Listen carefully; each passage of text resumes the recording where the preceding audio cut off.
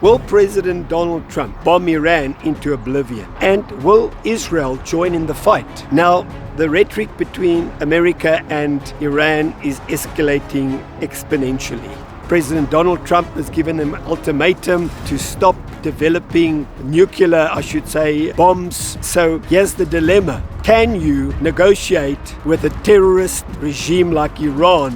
The Americans have tried that before. Barack Obama gave them billions of dollars and it hasn't worked. To me, it's almost like trying to offer a suicide bomber an ice cream if he doesn't go into a busy area and blow himself up. It just doesn't work. And so what is going to happen? Because the Americans have moved 30% of their B-2 bombers, their fleet, onto that island, and they've got bunker-busting bombs. And then lastly, I want to say, what does the Bible say about end times?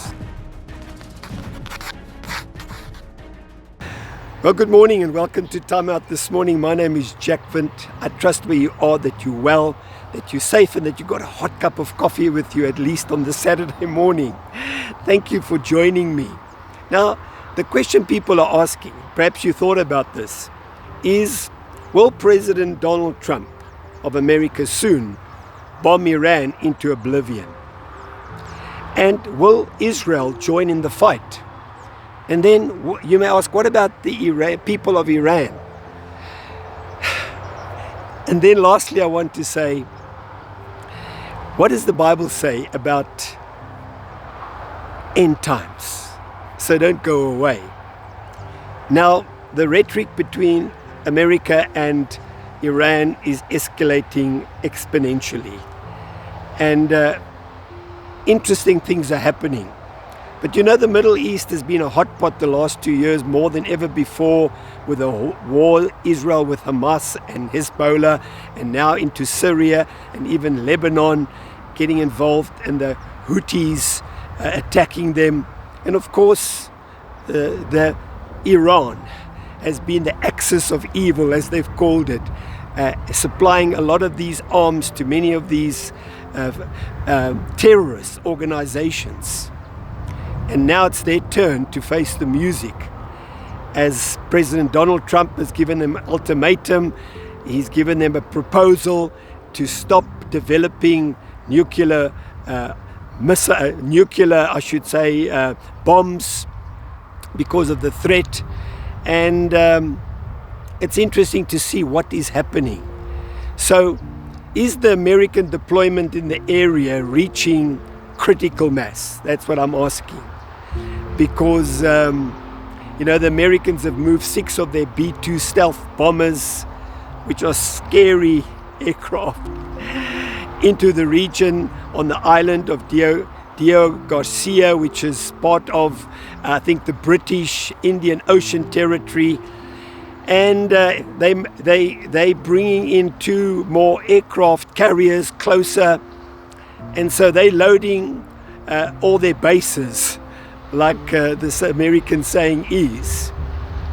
And Iran is, of course, escalating all their saying that they will attack America. And even one of their leaders saying that Americans in the region are like living in a glass house, because they've got 10 bases around and 50,000 troops, I believe. And so they're saying, we will bomb them, we will attack them if you attack us. And they even used the expression that people that live in glass houses should not throw stones. So they're really ratcheting it up. And you have to say, what is going to happen? Now, Iran, of course, has 90 million people. In the Bible, it's called the land of Persia, because hence they speak Persian in Iran.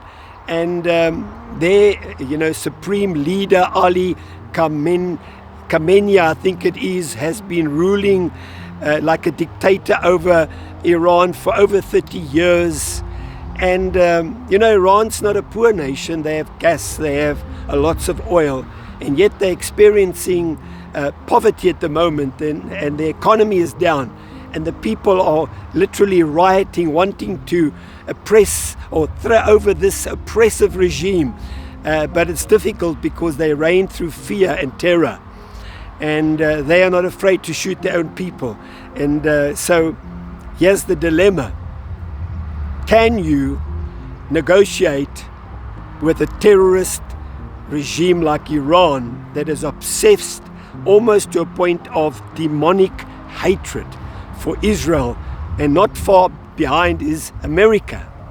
The Americans have tried that before. You know, the Honorable Barack Obama gave them billions of dollars, and so too did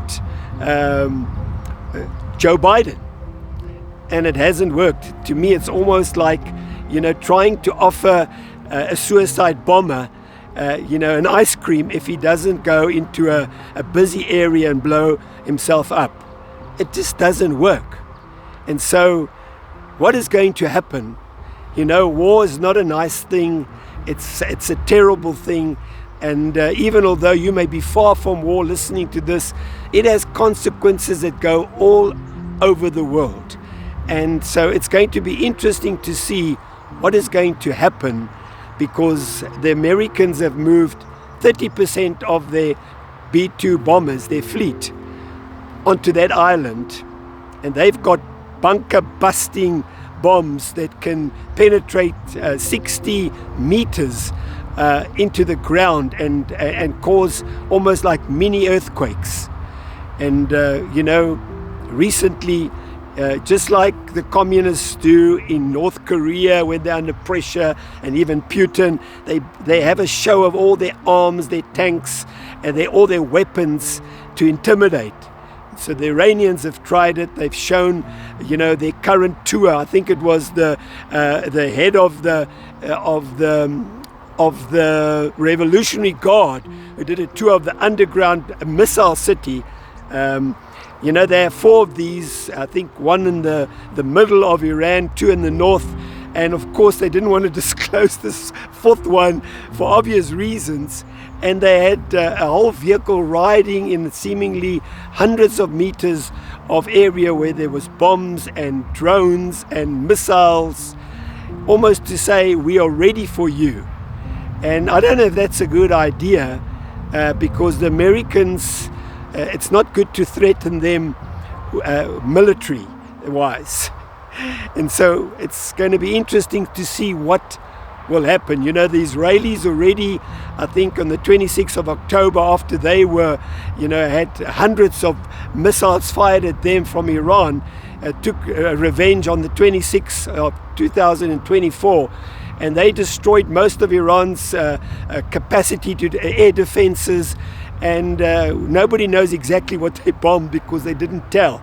But I'm sure they did a reconnaissance of all the nuclear sites and maybe all these places where the missiles are stored. And so it's going to be interesting to see, will America, bomb Iran into oblivion? Will Israel join the fight? Or will the Americans allow the Israelis to go in and say, we'll back you. You go in and finish the job that you didn't finish the first time, and we will be there to be a backing.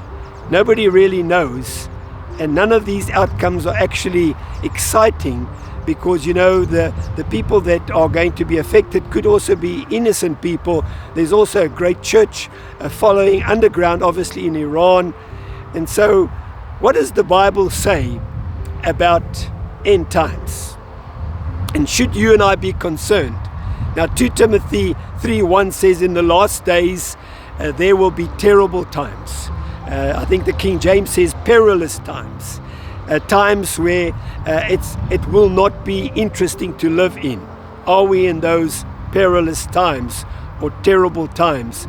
And then Matthew 26 verse 6 says, you will hear of wars and rumors of wars. See this, that you do not be alarmed, because such things must happen, but the end is yet to come. So it's almost like God saying some of these things are not from Him, but man is moving to a point where they are going to destroy each other, and they are going to fulfill the prophecies that God gave that will happen in end times. But if you're a Christian and a believer today, It's great to pray for people. It's great to have faith. It's an opportunity to say this is our time to make a difference. But just know the Bible says God is still going to give us an opportunity, even if this is wars and rumors of wars that we're hearing right now. And even at the scale of it is scary. Who knows what will happen if America bomb those nuclear sites? What will the fallout be for people in the region? Nobody knows. But we can put our trust and our faith in God. And I want to encourage you with that. My name is Jack Vint. You've been watching Timeout. If you've enjoyed this podcast, please subscribe. I would appreciate it. Leave a comment or two.